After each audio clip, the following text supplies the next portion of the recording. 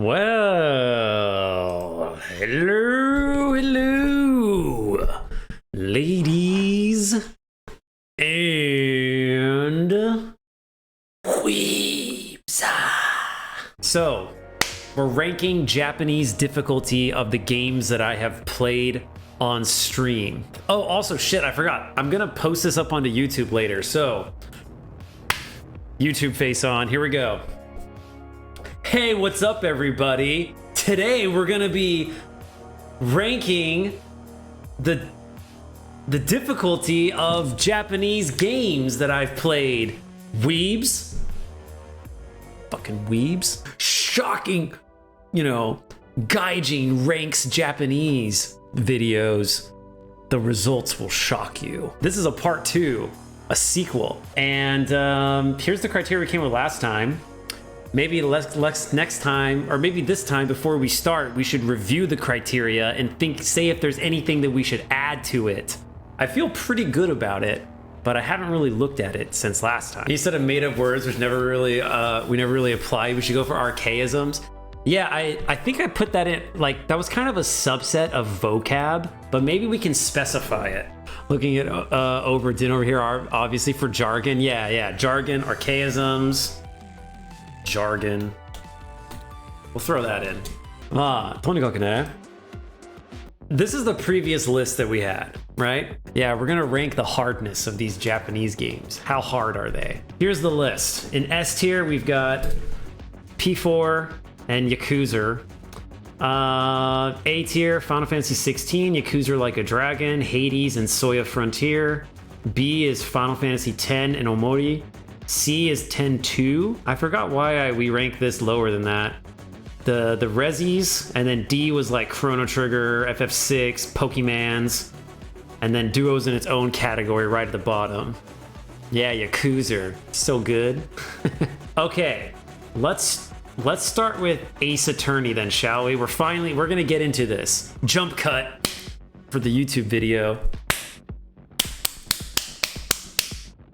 Okay, Ace Attorney, let's look at it.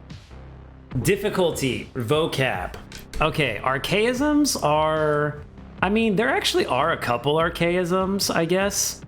Or just like, I don't know if they're archaisms or like jargon. I guess it could be a mix of both.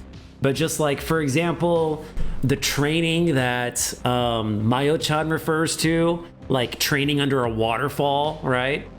As well as like her job in general. So like, I wouldn't say that those are necessarily like archaisms, right?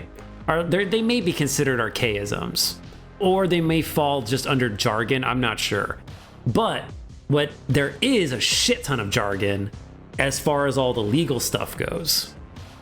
Definitely fair chunk of jargon. Yeah, all the legal bullet, exactly. And not even just with the legal stuff, but because each case is focused around kind of like a different scene or like topic or something like that, we got like a lot of jargon as far as like film studio jargon, right? Like background scenery and like large props versus small props and things like that, right? So there was that jargon of legal stuff. And then in addition to that, there's like jargon that might show up specific to whatever the case that you're talking about is.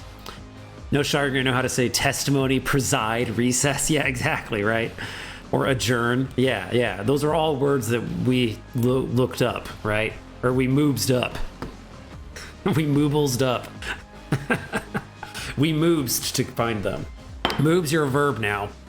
Okay, for dialect, there is some dialect. Like literally in this case, the 4th case that we're in, there's a character whose name I forgot, but she's from Osaka, right? And she's speaking Osaka-ben. She's speaking Yofuka-ben, right? Nanya and all that shit, In English, she's Lotta Heart. Lotta Heart? That's her name? Lotta Heart. Nanyanen. Exactly. Nanyanen. Nambo toka. Kanji density. I'd say for kanji density, it's not that bad, right? It's not that extreme on kanji density. Like there is like it feels average to me. There's a lot of times as well where like like there is hard word, like a lot of legal terms and stuff that are in kanji because they repeat a lot. But then a lot of times there's words that you might expect there to be in kanji, but there isn't. It's not in kanji because like it's a kid's game type of at the end of the day.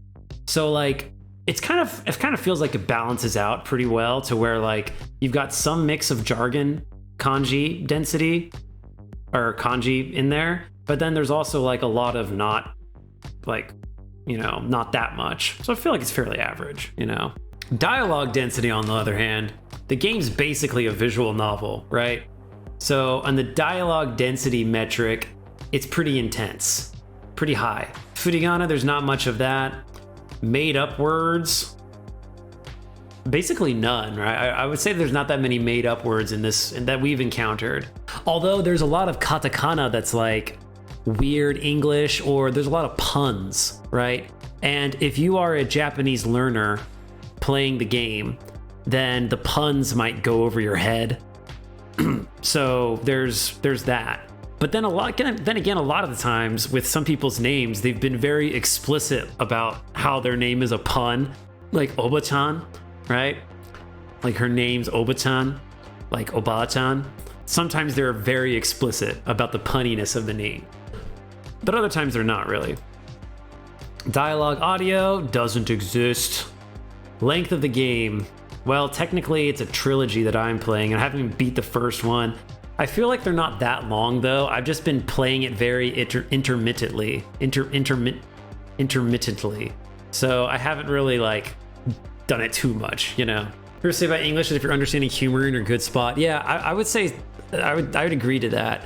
I remember when I was in Japan, there were a couple of like things that I thought, at least that version of myself, you know, the previous unupdated version, thought that like understanding humor was a good metric, as well as the use of phrases, right?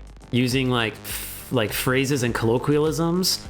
And then I also thought at the time, I thought that the use of a lot of the gyongo, like a lot of the onomatopoeia words, was like a good metric as well, just because like there's something that they do so often in Japanese that like we really do not do it to the extent that like native speakers do with Japanese as far as using onomatopoeias. So like to me that like gave like you have a good understanding of like how Japanese people conceptualize these sounds and things like that, especially since they're oftentimes not like attached to a kanji as well. Okay, convenience, dialogue log. There's not a dialogue log. Font, easy to read. Save spots whenever you want.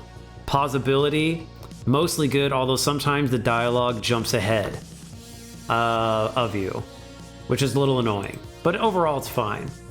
I'm feeling like a B. Maybe up here, though. I feel like it was harder than FF10, perhaps. But then again, my version of FF10 is a little bit funky because I was approaching streaming in a different way where I wasn't really like taking as much of a hyper specific or granular approach to deciphering the Japanese. I feel pretty good about this. Like, there's no way it's as hard as Soya or Hades or any of these. I feel pretty good about B, to be honest. Cuphead.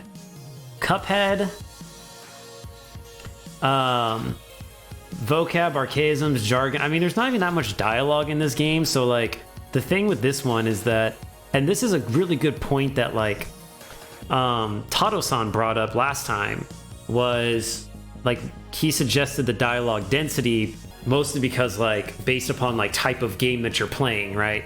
With this game, since there's just so comparatively little dialogue, when you're playing it, you might not even notice the Japanese, to be honest, as you're playing.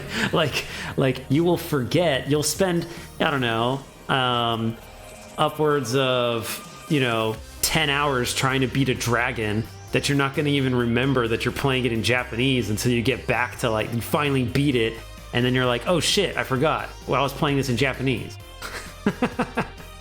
So this is pretty low. Okay, I feel like this is going in the D. Not because like it's necessarily like easy Japanese, but they're just so little Japanese that like it's not that hard. Okay, next we have night delivery. Vocab. Again, there's not a lot of dialogue in this. This is actually, I would actually say that this game, like, this isn't a list of like recommending, right?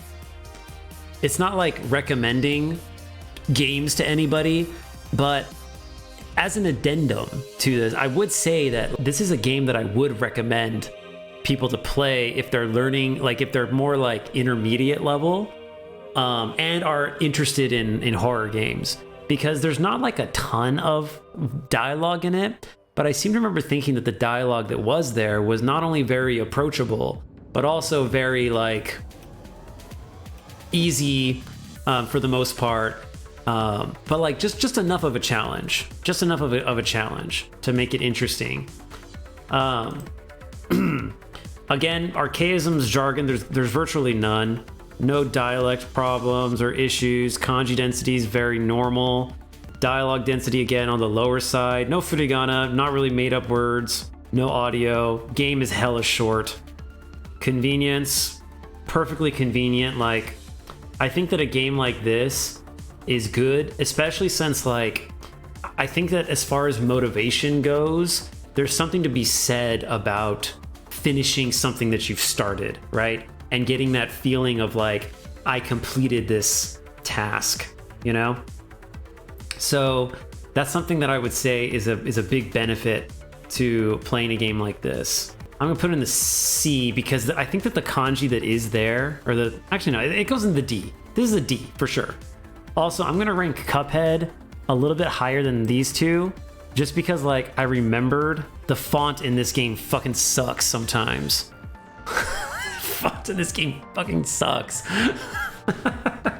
This one is a D mostly just because of the length, but it's like I would recommend it for, I guess, like for anybody who's like intermediate level. Like, I think that if you're like very much a beginner, Duo, Anki, other shit, right? Like, I wouldn't necessarily recommend like playing a game, at least not if you like playing games, because a lot of times it can feel frustrating to like just not be able to play the game. I don't think that it's like that beneficial necessarily.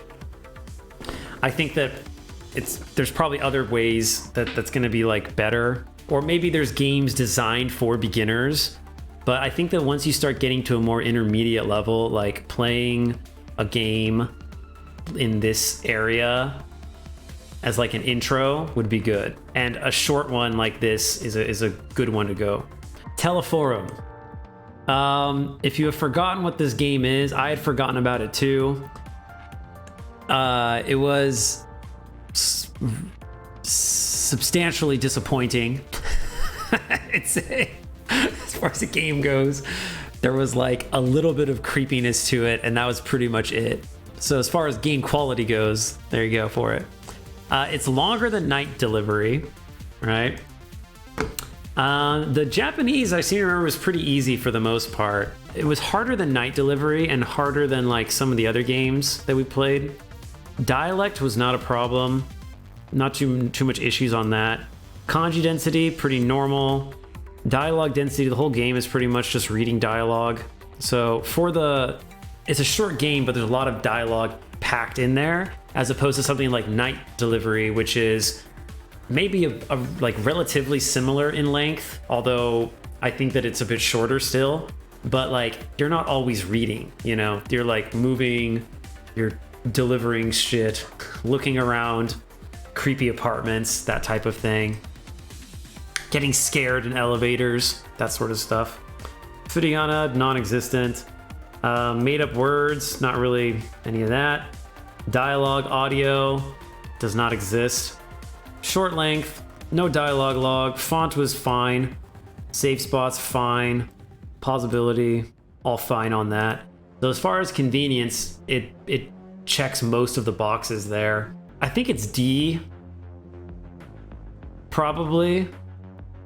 But I think that the level of Japanese is harder than like Chrono Trigger or these games. I don't know. It could go reasonably bottom. It could go bottom C as well, I think. It ended when it got a little creepy. That's right, yeah. As soon as it started to get a little creepy, it ended. You only love the games which have Japanese audio for most text. Yeah, Japanese audio helps so much. It just so happens that most of the games I've played recently have not had audio. Let's move on to some real good shit. If this was a quality ranking, Outer Wilds would be top tier, but it's not. It's a Japanese difficulty ranking, in which case Outer Wilds is also pretty fucking high up on this list. Let's look. So vocab, archaisms, nah. Jargon? Yes. Yes. A shit ton of jargon in this game. And it's all sciencey stuff, which is super cool, but it's a lot. If you are unfamiliar with science vocab, then this game is gonna be, you're gonna spend a lot of the first half of it just looking up terms like, you know, quantum mechanics, comet, orbit, right? Those types of words. I only guess it'd be up there with Yakuza 0, maybe even higher, to be honest. Yeah, the one thing that I would say that a game like Yakuza 0 has over it is that as far as variety of dialogue goes, or like variety of words, you know, it's not that bad, right? As far as variety of words goes, because it's mostly focused around the same topic. And fortunately, a lot of the dialogue is repeated, which actually means that for me, I think that if you are an advanced Japanese learner, right, this is actually a really good game to get familiar with this vocab, because a lot of the dialogue is repeated, not like verbatim, but a lot of the similar, like a lot of places in the game will give you very similar information, right? Because it's open world like that, and you can collect clues from all over the place. And that's really beneficial for getting that repetition in. I think that there's a lot of benefit to playing a game like this.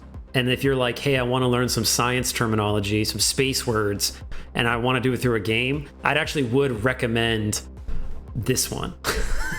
I would recommend it as like a good thing. Also, it's a great game, so I'd recommend it for that too. What level of game can you surmount? Which honestly, I don't even know that I've like surmounted any of these, because like it's not like I played these games very fluidly. Although I will, yeah, like it kind of depends on how you approach it. But if you're using a game as a study tool, then it's a much different approach than if you're just playing the game for fun and you're at a certain level, which I'll talk about that more when I get to Octopath Traveler 2. Okay, dialect, not a problem. Kanji density. There's a lot of tough kanji in here. Not only that, there's a lot of words that like, even like Yakamoto-san was like, yeah, I never knew this word. Like I'd never heard of this word until now. And I bet a lot of English speakers playing it in English also encountered words that they'd never heard before, right? They're like, I don't really know anything about like about quantum mechanics or like, you know, black holes, or, you know, maybe there's a lot of terminology just in general that you might be unfamiliar with.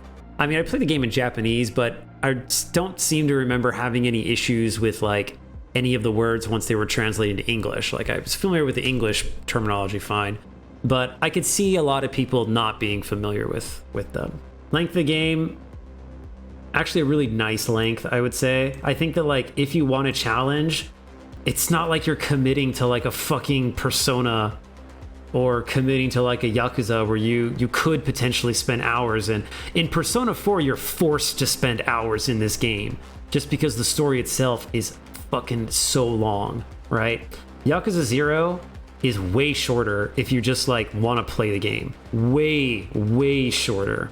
Dialogue log. Honestly, most of the dialogue is very easy to look at again. Dialogue pausability, interestingly enough, this is a metric. This is a metric that is like hyper specific to the mechanics of Outer Wilds, but the fact that you can pause time while reading dialogue is actually a huge convenience. Whether you're playing in English or like a foreign language that you're studying, right? It's still a quality of life, inclusion, but it's actually uniquely relevant to Outer Wilds. Okay, I'm gonna put Outer Wilds. I think that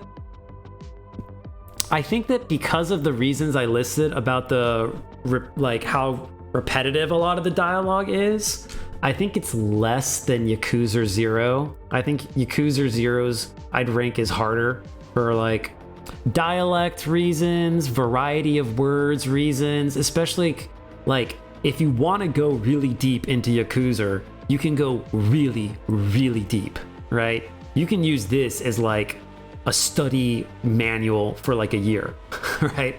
Outer Wilds, much more limited in that regard. And even just playing the base thing, it's going to be, I think it's a bit harder. I think that like Outer Wilds is probably like I could see it being top of A as well. I'll put it there for now. Okay, World of Horror. Whoop.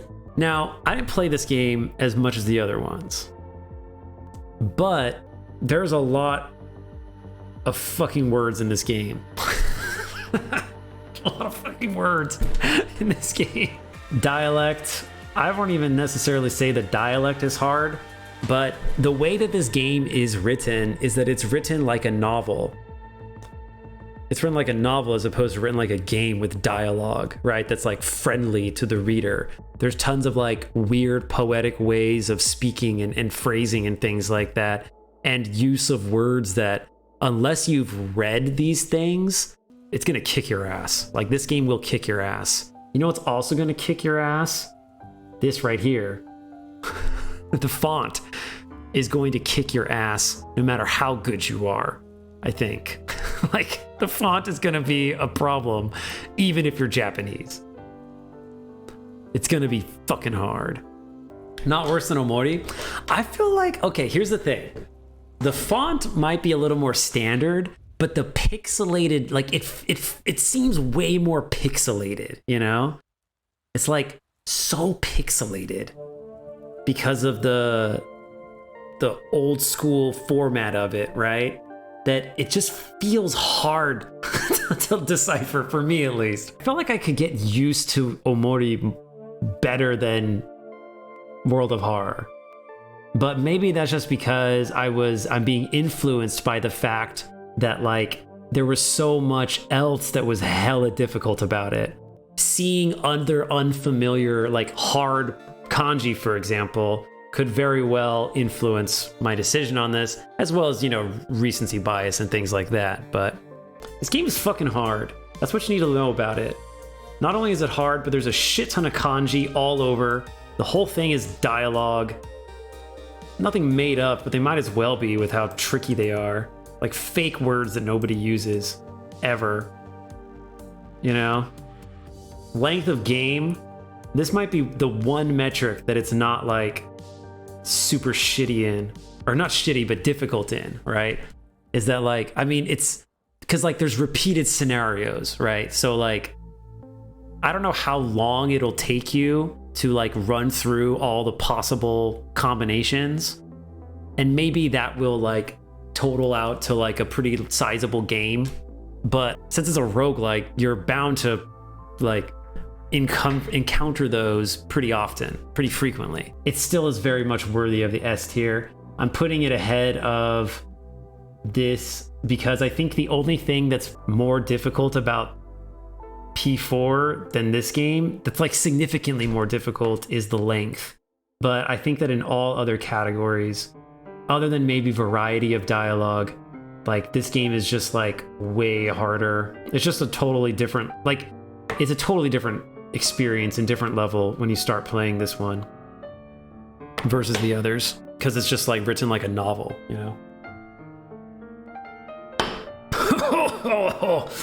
God, I haven't mixed this swill with anything. God, I forgot how bad this this whiskey, this $12 whiskey is on its own. Resi 4.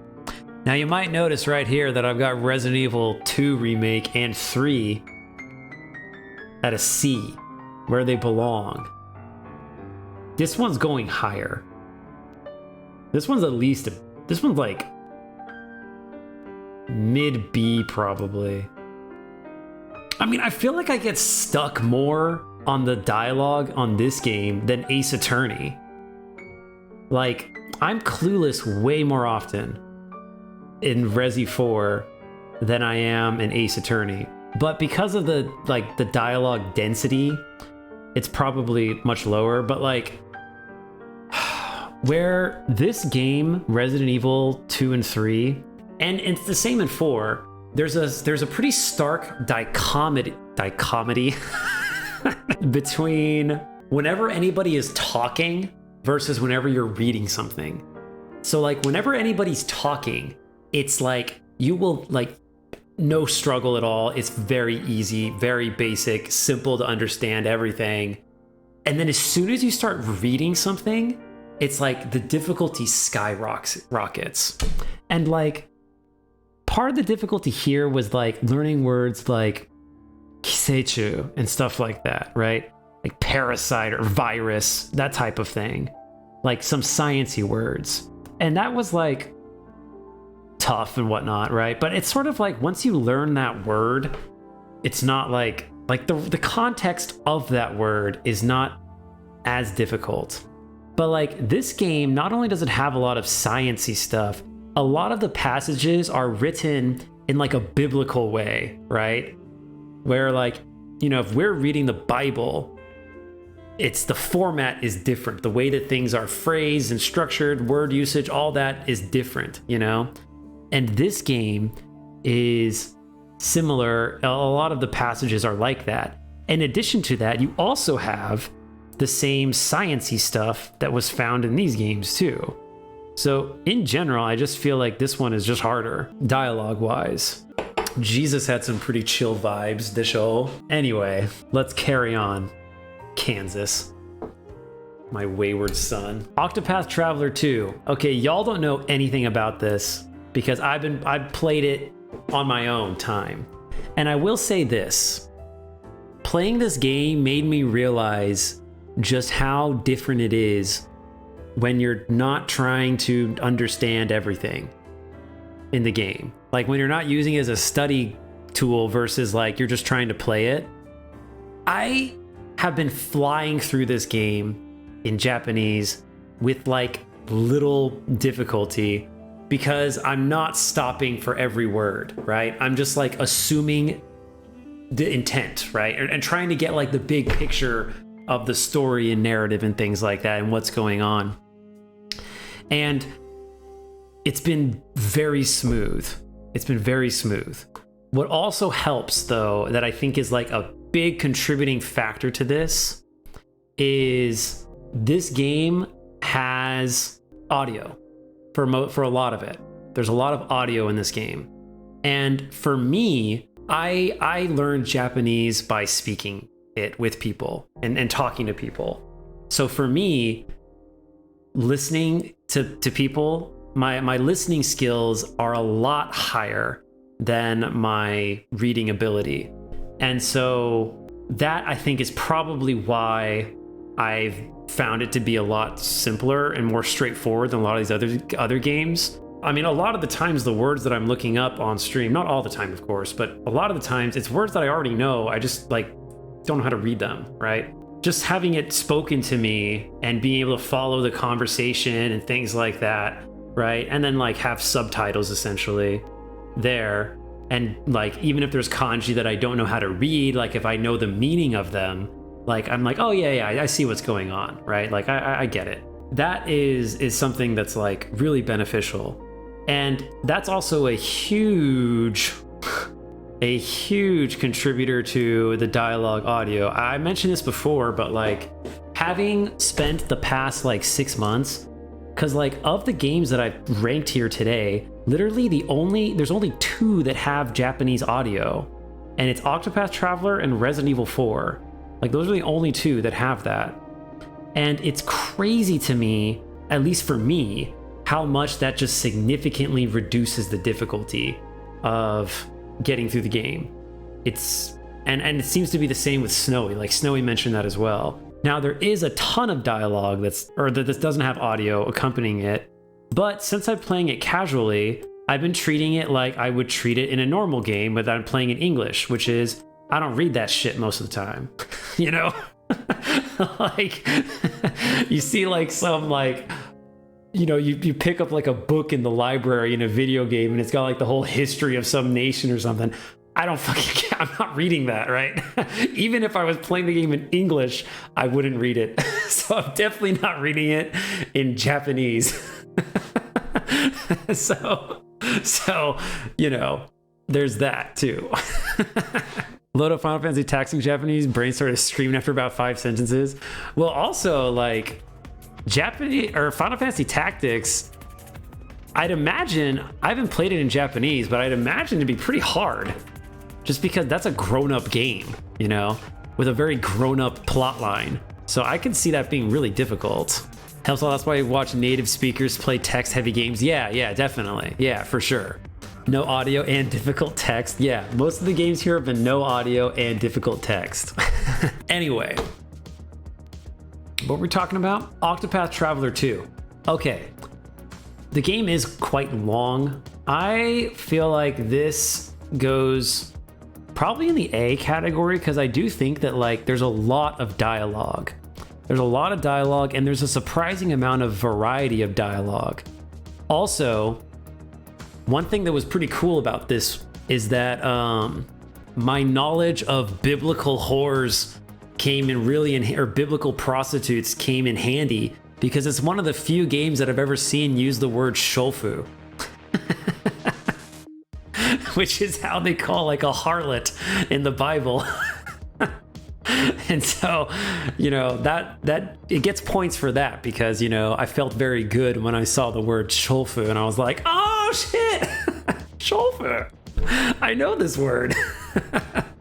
Because normally it's a word for a prostitute that I'm unfamiliar with, but this time, I did know it.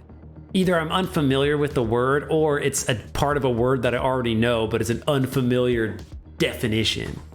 Biblical sex worker, yeah. A biblical sex worker, shofu. That was pretty awesome. So that is to say that there is like a wide variety. I also learned the word jokikikan, which means steam engine. Jokikikan. So that was cool. So a lot of words that you might not necessarily expect, but they pop up. So I think that like bottom of the A is pretty good. There's nothing like insane in it, like a Soya Frontier robot or something, but you know, it's pretty tricky. I mean, there's a lot of variety and it's a long game with a lot of dialogue that isn't audio. Let's move on to the next game. Now, this may shock you if you are uninitiated, but Return of the Obra Dinn may possibly beat out World of Horror. May possibly beat out World of Horror. But this is the first time, and this is the only game on this list where the type of game really matters. As far as like completing it and like incorporating its difficulty. Like normally the type of game, the metric that most influences is dialogue density, right? That's basically just like the dialogue that you have to slog through to get, right? But as far as actually completing the game goes, this dialogue density is not necessarily that important and is only really like, you know, it's just like limited by your ability to look up the dictionary, right? Essentially. However, Obra Dinn, because it is a game that is a puzzle game, right? It's a puzzle game where little context clues are put into the dialogue. You need to have a nuanced understanding of what is being said. And if you don't have that, this game is gonna be real fucking hard for you to complete. Like, the game format itself is a barrier and a metric for this game, outside of just the amount of dialogue that you can reasonably expect from playing that genre of game, right? I'm not saying this is the only game like this. Outer Wilds is kind of there too, but it's not nearly as like difficult as this is, or as like critical as this is. This is really, it's really hard if you're playing it in Japanese. Oberdin had words that weren't even the fucking dictionary. Yeah. And exactly. And it had words to put on top of all this. Not only is the game itself really hard, but the vocab itself was really difficult. And as Moves pointed out, of all of the fonts that we have seen, I think that the top 3 most difficult fonts that we have seen in any games have been Omori, Kyofu no Sekai, and Oberdin. And I would put them in that order personally. Well, maybe. Yeah, I think I would. There were times where I was just like, what? Now, that's not to say that this game has like a ton of dialogue. And as Jazzy said, it does have English voice acting. And I will say this, that I did notice when I was playing it in Japanese that like there were times where that actually was an advantage, because like there were instances where the voice acting would just like refer to a character or something like that, like, oh, you might, or whatever. But in Japanese, it would actually say their name, right? The Japanese text would actually have their name there, right? As opposed to just like gesturing towards an individual. So that makes it, if you understand how the game works, that's a pretty significant clue. Now, I don't think that outweighs the general difficulty as well. It does help to slightly balance it, that fact. But the having the English voice acting is a much bigger contributor to balancing that out. If you understand English, of course, right? I've generally been approaching this from an English speaker learning Japanese. But, that is, a caveat I will mention. Don't envy a non-English speaker learning Japanese trying to play Oberdin. Yeah, that'd be crazy. That'd be crazy. Because, like, you might think, like, oh, yeah, I want to try playing this game because it looks cool. And, like, normally you would play that game, like, if you were normally, right, you'd play that game with English audio and whatever language in the dialogue.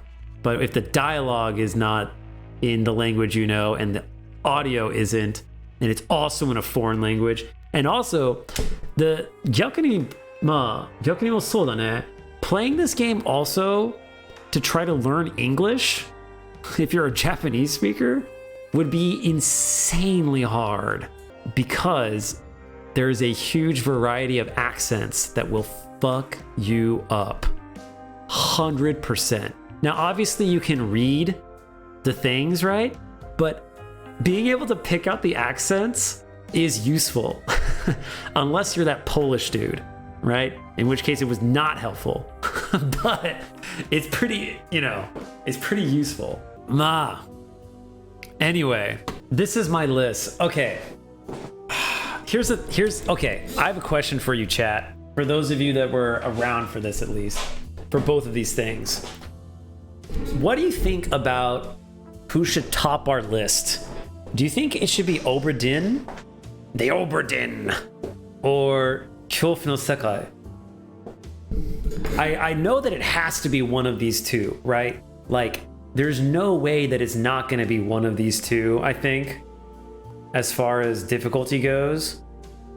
I think the only, like, argument is that, like, Kyofu no Sekai is, like, more traditionally difficult, perhaps because of, like, the metrics that we've established. right? Oberdin is really just like unique in that the game format, which is not really one of our criteria, because when we originally, like Tato originally suggested it as game format, and I just like kind of decided to, and he mentioned this as well, it wasn't just like my idea, but like we kind of like interpreted it as dialogue density, as being like the actual key feature of like what's really difficult about like what does game format actually translate into as far as Japanese difficulty. But like Oberdin is just a situation where the game format actually really does supersede that in a lot of ways, because if we're just looking at Japanese dialogue in isolation, I'd say that Kyofu no Sekai is probably harder just because Oberdin is like comparatively so short. So I feel like World of Horror is more difficult. Yeah, that's kind of what like I'm getting into. I kind of feel like as I was talking, I feel like I was also convincing myself that based upon the metrics that we have here, because like, hold on, shut the fuck up. Do you see this shit? Google wants me to correct pausability into fucking pause ability?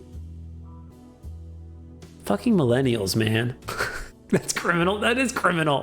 What the hell? Sorry, I couldn't let that go. I'm a millennial. I'm like, but still. Fucking, god damn it. Who? I can't think about this anymore. Okay, it's not healthy. Okay, based upon the dialogue that we have here, I feel like Kyofu no Sekai has to be on top.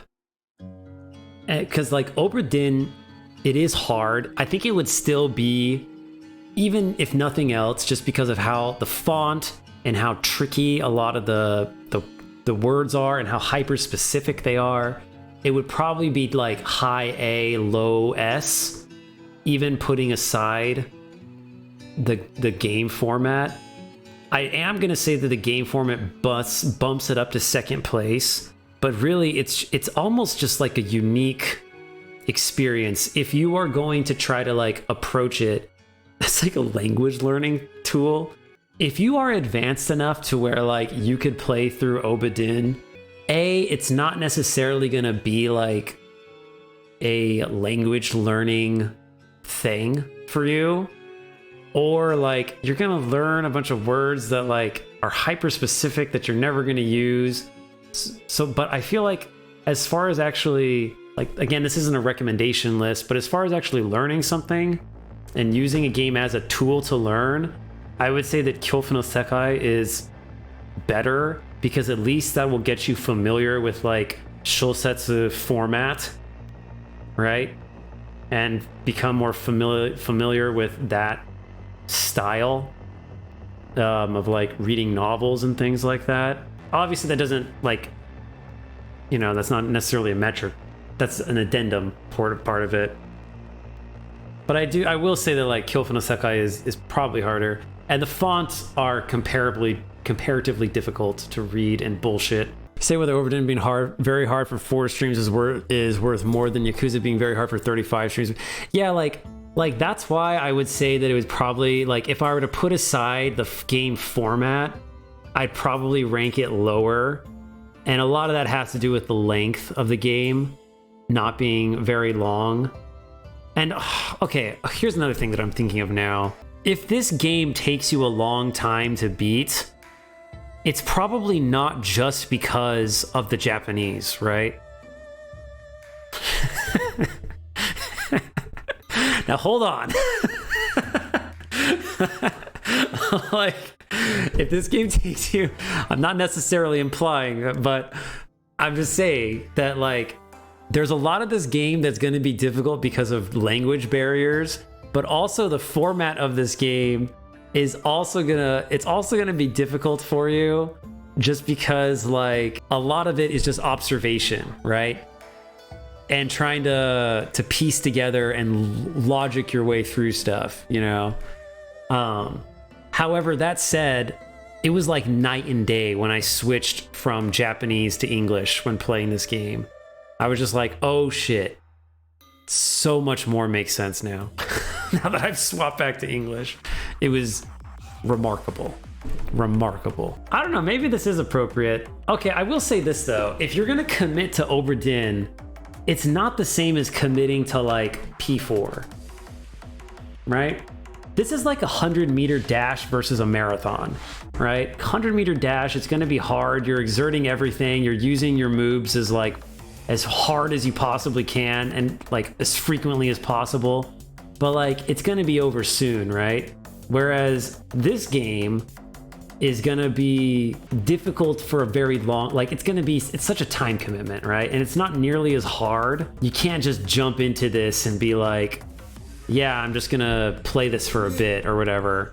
I mean, obviously you can, but like if you're planning on finishing this game, like, you know, it's gonna take a long time. I think this is a pretty good list though. Pretty good listo. A pretty good ranking. So that was our list. Should we, let's look at it one more time. This is the list. Tier list of Japanese difficulty.